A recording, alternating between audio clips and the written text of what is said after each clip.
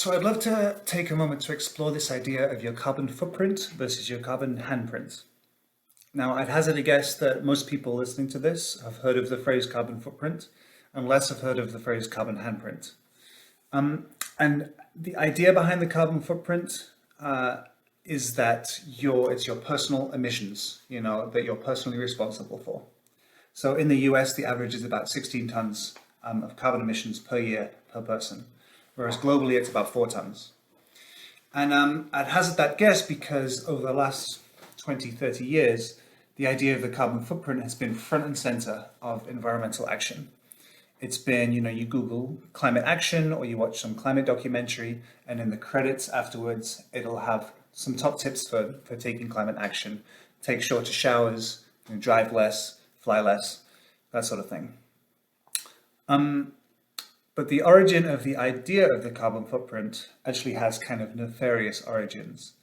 It was come up with for a BP, the oil company, advertising campaign in the 90s.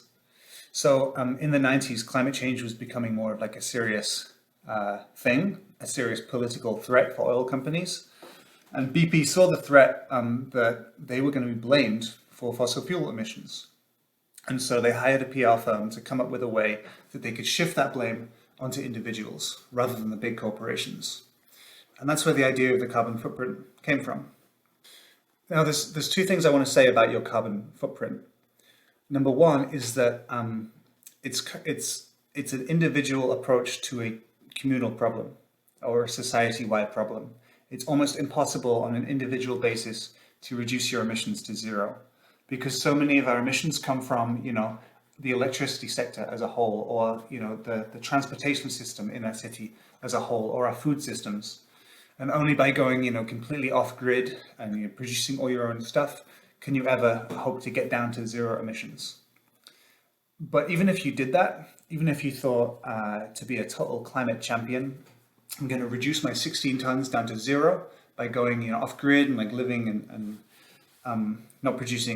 not buying anything, you would have reduced the global emissions by 16 tons. And that's it. So you would have no negative personal impact, but you wouldn't be having a positive impact. You'd just be having no impact, which means you've removed yourself from being part of the problem, but you're not necessarily being part of the solution. You're just having, a zero impact on the world. So there's this other phrase, this other concept I love called your carbon handprint. So whereas your carbon footprint is a very negative, it's your personal, individual, negative impact on the world, your carbon handprint is your positive external impact on the world. So whereas reduce your carbon footprint is be less bad, your increase your carbon handprint is be good in the world. So let me give an example. So you've just watched a climate documentary and you really want to take some climate action, so you're going to bike to work instead of drive every day.